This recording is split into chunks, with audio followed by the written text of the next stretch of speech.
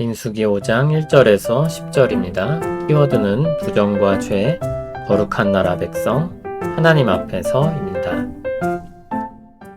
여호와께서 모세에게 말씀하여 이르시되 이스라엘 자손에게 명령하여 모든 나병한 자와 유출증이 있는 자와 주검으로 부정하게 된 자를 다 진영 밖으로 내보내되 남녀를 막론하고 다 진영 밖으로 내보내어 그들이 진영을 더럽히게 하지 말라. 내가 그 진영 가운데 거하느니라 하시매 이스라엘 자손이 그같이 행하여 그들을 진영 밖으로 내보냈으니 곧 여호와께서 모세에게 이르신 대로 이스라엘 자손이 행하였더라.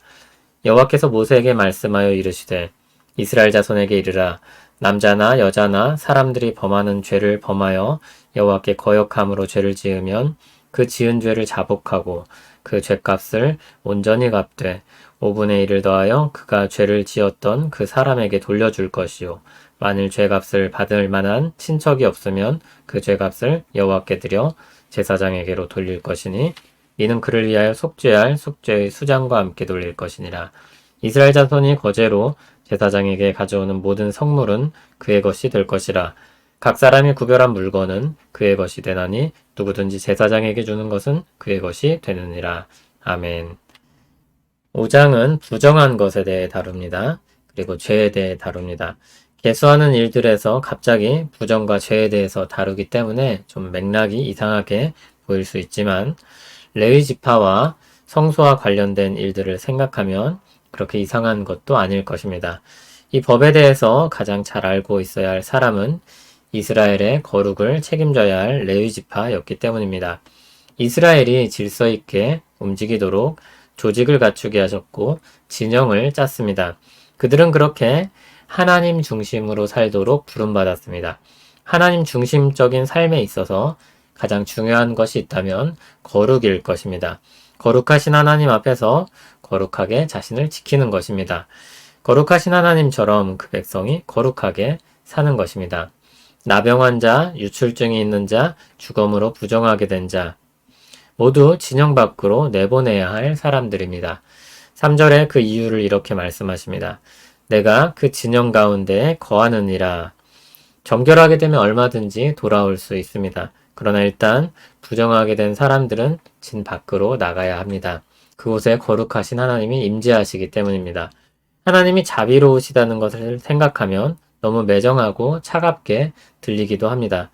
그러나 이것은 하나님이 그들 가운데 계시다는 것을 보여주시는 강력한 방식입니다. 이 법을 통해 이스라엘 백성은 하나님이 그들 가운데 계시다는 것을 잊고 살 수가 없는 것입니다.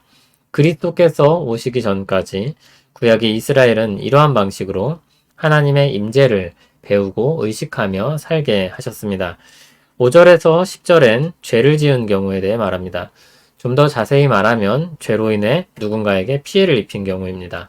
이 경우 자기 죄를 자복하고 피해를 입힌 사람에게 5분의 1을 더해 갚고 속죄제를 드리게 했습니다. 9절 10절을 보면 제사장의 몫에 대해 말합니다. 제사장의 몫이 이렇게 주어질 때 제사장이 물질에 구애받지 않고 자신의 봉사직을 감당할 수 있었을 것입니다. 그렇게 이스라엘 진영의 거룩함을 지켜나가도록 하셨습니다. 하나님 나라 백성이 거룩함을 지키는 것은 너무나도 당연한 것일 것입니다. 한국 사람이 김치를 먹는 것처럼 자연스러운 일입니다. 무엇보다 거룩하신 하나님이 그들 가운데 함께 하신다는 것이 주된 이유입니다. 경찰 친구 옆에서 대놓고 범죄를 저지를 수 없듯이 거룩하신 하나님 앞에서 부정하거나 죄를 범할 수 없는 것입니다. 물론 이제 그리스도 안에서 우리의 모든 부정과 죄는 덮였습니다. 로마서 8장 1절 2절이 말하듯이 그리스도 안에 더 이상 정죄함이 없습니다. 그러나 그렇다고 마음대로 살 수 있다고 말하는 것은 모순입니다. 여전히 우리가 거룩하신 하나님 앞에 있다면 또 그분이 우리와 함께 하신다면 우리는 스스로를 거룩하게 지키려고 하지 않을 수 없는 것입니다. 오늘 말씀의 법과 질서는 그들이 거룩하신 하나님 백성이라는 정체성을 잃어버리지 않도록 주신 방편이었습니다. 하나님 앞에서 산다는 것은 영광스러운 기쁨입니다. 그리스도 안에 있는 우리가 하나님 앞에 설 때 우리는 하나님께 사랑받는 자들로 여겨집니다. 그렇게 사랑받는 자들로서 우리 앞에 놓인 거룩을 위한 싸움을 싸우는 것입니다. 부정함과 죄로부터 우리를 지키고 하나님께 더 가까이 하려는 것입니다. 그 싸움을 위한 주된 도구는 단연 성경과 기도입니다. 거기에 하나를 더한다면 주님의 교회 공동체입니다.